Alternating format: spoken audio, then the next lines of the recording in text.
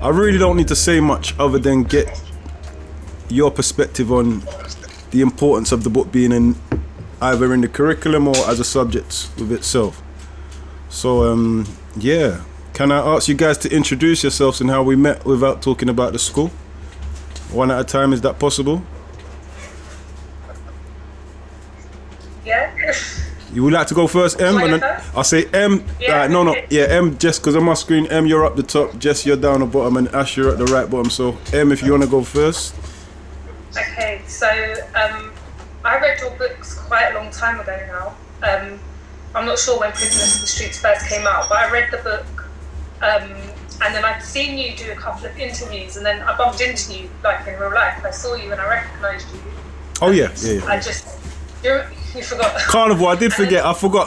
Yeah, Carnival, yeah. Yeah, so I was in Carnival and I was just like with my friends and I was like, I'm sure that's Robyn Travis. So I read his book, it's like amazing. And then I just came up to you and said how much I appreciated your work and that I worked in a school and it would be amazing if maybe we could like collaborate on something. And yeah, that's how we met. Wicked. And then I worked in the same department as Emily and was literacy coordinator at the time for the whole school, and Em came in going, you have to read this book, I think the kids will really love it, maybe we could do something with it, and then that was it, that's where it started. I like the fact that Emily and Robyn bumped into each other, like thinking down the street or something, like going to get some bread, but it was actually Organic. It was organic. Basically, I saw lots of Year 9 students reading the book. I think between you guys and another teacher, you'd arranged for them to get copies of it for a book club or some sort of scheme or something. And I saw lots of students reading the book, and not just in class, but like reading it walking down the corridor, reading it in the playground, and I was like, I'd never seen literature have that impact where they were reading it outside of lesson, and then found out through you guys a bit more about who wrote it. I got myself a copy, and we took it from there really to try and do things with it, try and make it bigger and more impactful and reach a bigger audience. Yeah, well, first of all, I want to thank all of you because my vision was to always get the book into the schools, because I believe that prevention is better than cure, and to get people to understand that it's not so much gang culture or knife crime nonsense, that it's a prison to the street mindset, and if we could undress that from an early age, then kind of discredit the street mentality, then we had more chance of saving, or how can I say when I say saving, preventing a whole heap of other people from gathering a mindset which is so self-destructive. So I want to talk about how we ended up coming to the school without saying the name of the show, but there was a TV show, because the lady that was with me today, she just left the building literally, and in our interview she was talking about how disappointed she was that they made my story be the typical ex-roadman, forgive this guy for what he did to my son, but totally forget the fact that hurting people hurt people, and that I was a child when I was doing a lot of things I was doing. So it decriminalized the argument by calling it Prison to the Streets, which was my whole purpose for the book. Obviously we did a show which you guys were a part of, and on the final edit there was nothing to indicate that you guys was on the show, that the school was on the show, and that the young people had gravitated towards what was being taught to them. And Ash, I want to thank you personally for the efforts that you put into getting the book on the curriculum for that year, because to me that is exactly where the book needs to be. And to know the feedback that it was given was so constructive. Basically, that's why I wanted to have this conversation with you guys now, because I feel like that TV show didn't give us the justice that we deserve. So, yeah, would you like to talk to anyone? Want to touch on that? Yeah, Rob, can I just say, so when Ashley mentioned that some of the students were reading the book around school, what happened was there was a book club being run by a couple of members of staff who actually were none of us, and they were bought several copies of that book, and the students who were reading them were kind of like year 8. Year 9, Ashley got hold of a copy of the book. I saw him holding the book and I was like, oh gosh, you're reading it too. And so it was a really organic process of how it sort of developed in school. And after Ashley read the book, correct me if I'm wrong, Ashley, but then you introduced it into like a scheme of learning among some other kind of London-based authors. And Robyn, that was one of the lessons that you came in to see, which was with year 9. And that does tie into the kind of, purpose that you talk about with prevention being better than cure. That was a year group that we felt it was just appropriate for them. It was appropriate with the summer term before they go off on those summer holidays, quite a pivotal summer holiday. I personally think end of year 9 going into year 10 opened up loads of dialogue with them, loads of like really healthy conversations about, carrying weapons, pressures that they might experience when they're not at school. And that was kind of like the backstory. But the energy in the classroom, when I observed those lessons, when Ashley was teaching those students, it was really, really powerful to see groups of like year 9 students so engaged in a book. Yeah. I had other members of staff coming up to me and saying to me that they'd been asking to read the book in their lessons. When they'd finished work early and were maybe doing an extension task, they were like, a member of the senior leadership team said to me at the time that a student in his class had said to him, like, sir, I finished, but do you mind if I read my book? And it was your book that this student was pulling out to read. Wow. So it was really, really powerful with that year group. Yeah. It was, if you don't mind me adding to that, Emily, it's exactly right. The process to begin with was very organic about me adding Prisoners to the Streets to the curriculum. And to start off with, it was only I think it was probably about 3 or 4 weeks in year 9, like you said, just before the summer holidays. But the bigger intention was to have this as a sort of focal part of the scheme of learning because of all the life lessons and, two things really. It works sort of on a moral and a profound way, like in teaching lessons for young people, but also it's really well written. So as a text, thank you. In English, in an English subject, it's really well written. Thank you. It has all those life lessons, the sort of moral lessons, which I think are so important for year 9. And I think, sort of leading from that, we start off the year 9 curriculum, and the school we worked in is no different to many other schools across the country, with a very common text called "Of Mice and Men" by John Steinbeck. And I love the way it's written. I think it's a beautiful book and many people have studied it for decades. But my issue with it is the fact that for many, it's the first time they encounter a black character in the character of Crooks. And this book is set a long, long time ago, and Crooks is depicted in such a problematic way now. So it's really interesting that they've gone from looking at Crooks, who's called the stable buck, who's called all sorts of names, and then by the end of the year, they're now looking at a work like Robyn Travis's to show you that, look, we're more than just, black people are more than just, inferior, people in society. We are people with voices, we are people with stories, we are people who, yes, we've made our mistakes, but we can overcome them.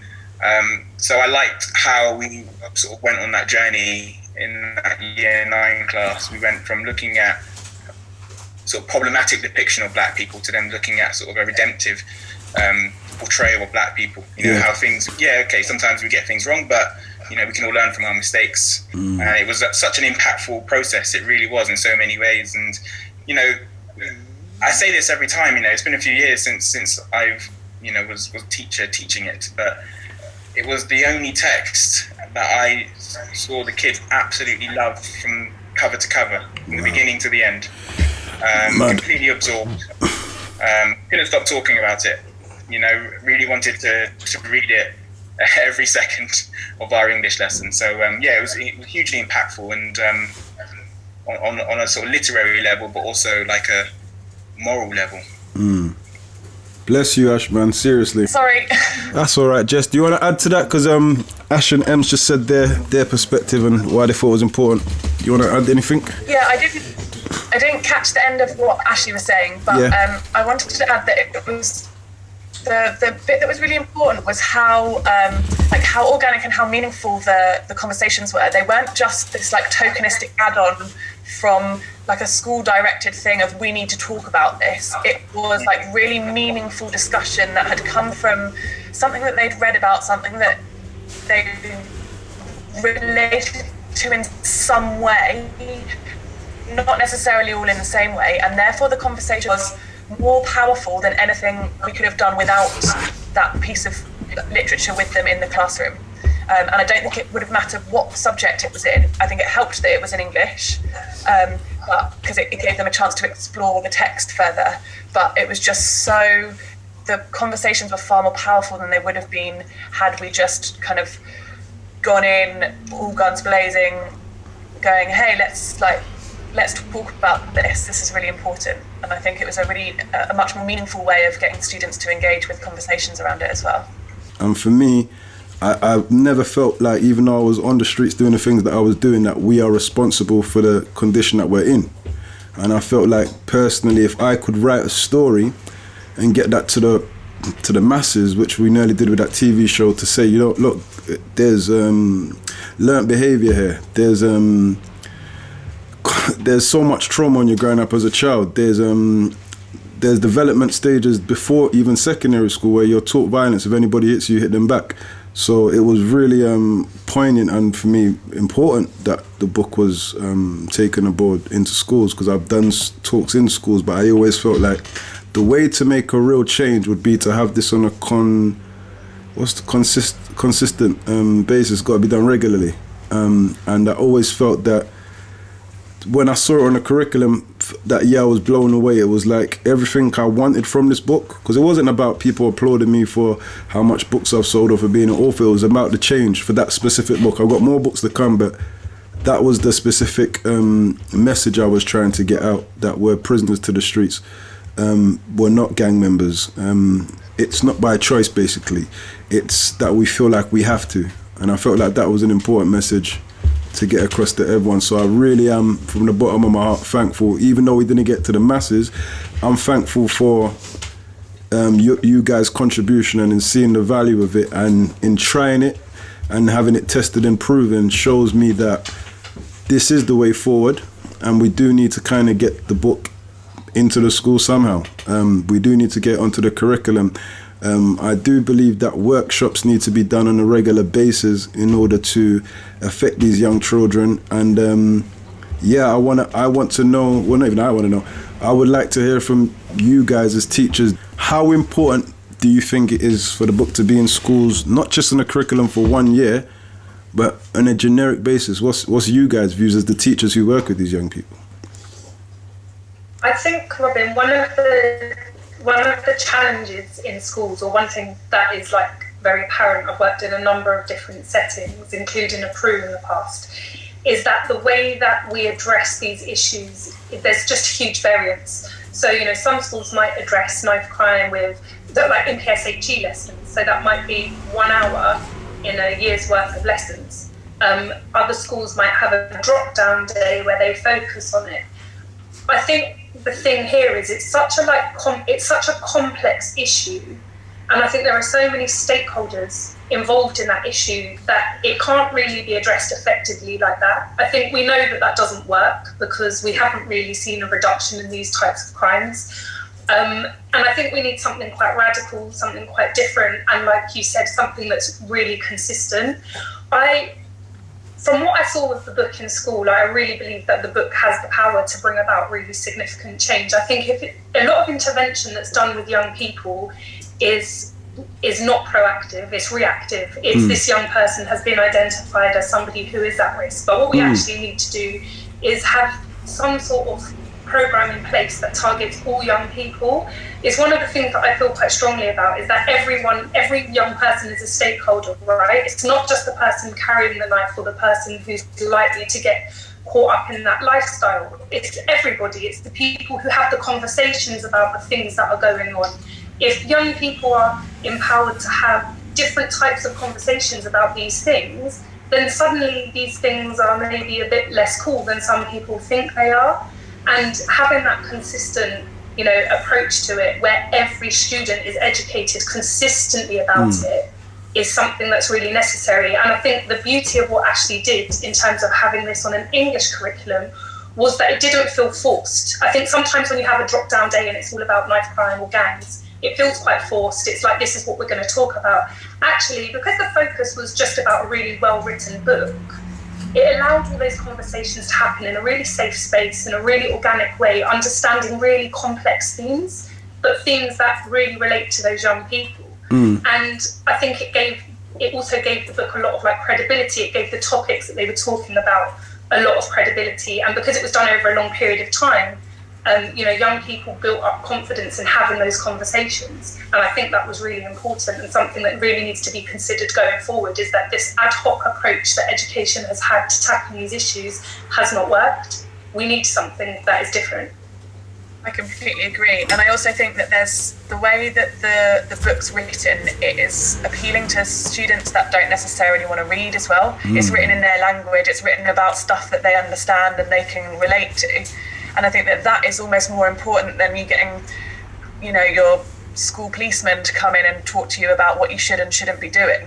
That's an obvious thing to state, but in terms of just kind of the language of the book is written in such a way that makes you kind of almost understand your mindset because it's your experience.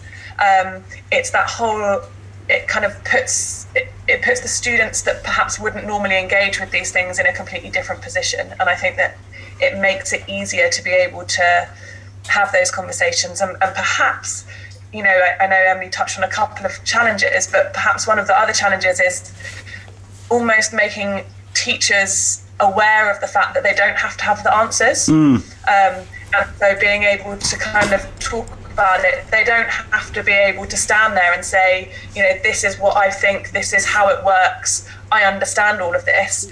But actually that's what the power of the book does. That's so important, because I was just going to say something quite similar to that, because I think the biggest worry for many teachers might be the fact that they're not from Hackney, they're not from London Field or Tottenham, whatever. They don't understand how difficult it is to be stopped and searched how many times a week. They don't understand the difficulty of walking down the street worried that you might get attacked by someone who, a rival or something. They don't understand, many teachers, whether it be English or other teachers, don't understand those complexities and fears and whatnot. And how comfortable would they feel, trying to put themselves in your shoes, so to speak. Yeah, so that could be a difficulty. Because the big thing about this book is there are two main draws. The book itself is brilliant, of course, but also your story is a draw. And would be really difficult because you have all these fantastic ideas and workshops planned, but there can't be the expectation that you go into all of these schools and give these workshops.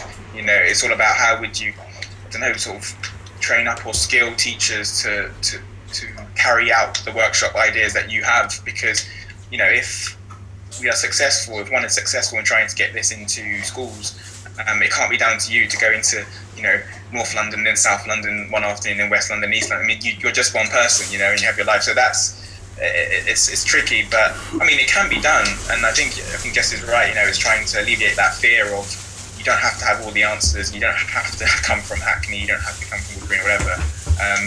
So that's something that needs to be considered. I think it's about trying to. I think we talked about this quite a lot. But how do you make, when you're planning a scheme of learning or a scheme of work, how do you make it as easy as possible for the teacher to deliver such and such lesson? So I think those are sort of considerations going forward. If you don't mind me adding, thank you very much, all of you again. It's just making my brain tick. If you don't mind me adding, I think that having the book on the curriculum, so to speak, is a part of it. So that was just one segment. And what you said, Ash, about me not having I'm only one person. Look, you guys know, you lot know me personally outside of this podcast, and the ones of you that you lot know I'm drained. You know what I'm saying? This has been a long journey as it is. That's why I'm doing this podcast, to kind of put it all together so people can watch episode 1 to 10 and then understand what it was all about, and then watch this episode and be like, oh, this is what the objective was, to pass on the baton, to get it in there on a broader scale. If I was told today, somebody said to me, look, Rob, you got a year or two, we've given you this amount of support financially, go on, bring a team of Prisoner to the Street facilitators who you're going to train up to continue the workshop. Come and train teachers, train Prisoner to the Street workshop facilitators who can go on and train teachers. But the work needs to be done, and that's the only reason why I haven't thrown in the white towel yet. I'm there throwing in the white towel, but I can't do it because I know the baton's like that close to being passed over. So I feel like what you guys are saying is attainable. I feel like what we can get to a place where we have Prison to the Street workshop facilitators, and that's actually in the making as of next week, basically. Going forward, I believe that we can train up people to continue the work, and if given a position after, God willing, I will stay behind to train people to continue the work, because although I wrote the book, the concept is universal. It doesn't actually need me to be in front of a class teaching, and that's why I really focused on the prison mentality and getting that to the young people from a young age. So yeah, we haven't given up just yet, and I agree with you, Ash, I can't do it myself, and that's why I thank you guys for even pushing for it to be a part of the school that you guys was at. I'm so thankful, and because it was like a bit of lightness in the dark, which I couldn't see it getting to those levels. So yeah, going forward, how do you think we have to address this to get it into the school with all the complications? How do we address this going forward to get this on the curriculum, or to get this as a lesson in PSHE? How do we address that? I think one of the challenges is that with the curriculum, once you get to Key Stage 4, so like years 10 and 11, it's very prescriptive. Key Stage 3 is where Ashley fitted it in terms of English, where it's slotted in quite naturally. But the trouble with that is that those curriculum decisions are made by individuals in different schools. So depending on what school you're at, the individuals within that school, do they even know about the book? You know, do they see the value in the book? Do they have the confidence to maybe work with the book in that way? It's dependent on all of these things. Yeah. Which is that is going to be one of the big challenges. Essentially, what Emily is saying, I think it's all about the book's exposure. I think is really important. So making sure that enough people in key positions, so whether that be key stage coordinators or head of departments or SLT or head teachers, whether they know of your story, know of the book is really important, so that they can read it and know how good it is, you know. So as much as we can criticise the programme, which we were all supposed to feature in. Yeah, just let it cut. It did a lot. It did something to try and get name out there. So okay, it wasn't the perfect depiction of what we wanted by far. But it was a taster of what we could have. If exactly, it was a taster. It was a taster, and hopefully, you know, in the future we get the full meal. But what I'm trying to say is, you know, the fact that you were on that program and your story, or at least an aspect of your story, was widely viewed. Can be used to try and get that needed exposure for those heads of departments, for those SLT members, for those assistant heads who are in those positions of power, to try and get the book on the curriculum or as part of PSHE, as part of some additional workshops. But like general exposure is so important. And I think it sounds like, you know, you're doing the right things by, you know, like we said, training those sort of workshop leaders and trying to get into schools, because once they see how impactful your journey is, but your story is, but also your ethos and your motive, then it says something. Then that's a good start. I was just going to say that I think that, you know, all it takes is one member of staff in a school to be able to read it and really understand the message behind it to want to make a difference. And obviously we saw that with the three of us working together. So I think it's about, like Asha said, it's about getting it out there, but also having that one success story and being able to say, look, this is how it's worked in this case. We can do the same you, and it's easy. It's about having the ease. It's about making it really adaptable to all the different types of schools and all the different types of teachers, and making that kind of transition easy. This is how you can get a load of books. This is how, we can give you this, that, and the other to help you with it. We can do this lesson, this workshop, and this is how it will support your students. For sure. Ems, your last words, please, on the same question. Yeah, I agree. I think it's about, we need to remove barriers, because I think there are concerns that people in the schools have, one of which is that if you deliver any new text, there's going to be a lot of extra work associated with that. Funding is always an issue and challenge for schools, so having to buy a batch of new books is going to be difficult. So it's about giving schools, I think, ideas of how they could perhaps raise funds to buy those books, or, this is a scheme of work that somebody else has done with loads of lessons that follow this book. It doesn't have to be lots of additional work for your members of staff. Maybe even speaking to those staff before they deliver it to give them the confidence, because like Ashley and Jess have both said, not everybody is, has had those experiences or was even born or raised in London. And those people might be much less confident in teaching a text like that. So we want to try and remove those barriers. Totally, I think it's really important to reiterate, depending on obviously who your audience is, just quite how impactful it is to have even just a tiny space on the curriculum. It's so worth it. If you are thinking of taking a chance, or you've got any influence over, your kids' schools or the school around the corner, definitely push it, give them an idea about it, because if they haven't heard of it, they can't move to use it. Facts. And I'm going to add one thing. I think that this book can, it's evident that it can change mindsets, which changing mindsets equals to saving lives. We need to, I don't know, some form of petition after this comes out that it needs to, I'm not going to say what it must do, but the reality of it is, if it's put in all the schools all over the place, then people can be educated about this mindset and how to go against it. If people are not educated about it, then they're going to fall victim to it, is what I'm saying, in a nutshell. So for me, maybe a petition or something after this to start up how important it is if it is in the schools, in a way that, like you lot said, we could take the workload off of those teachers. All it needs is one teacher to sit down with a workshop facilitator like myself, and then we break it down and we go on to keep that format in every school. It doesn't need to be as hard as the challenges they're facing, but they have to be willing to embrace that. Like me as the worker or any facility, we're happy to meet them halfway. I'm happy to sit down and help put it into a program where it goes into a school. I want to take the pressure off the teachers. I don't want the teachers to carry the weight of this. For me, I think that getting into the schools is life changing, and that's the only reason why I'm pushing for it to get into the schools. It is actually the beginning. I would even say as far as primary school, year 5, to be honest with you, but in a more subtle version, like anti-bullying classes, so we make bullying not cool, so then they understand about traumatized children who are bullies. Like, just break it all down to them, so they, instead of them looking at people as good and bad like the system's doing with this whole argument,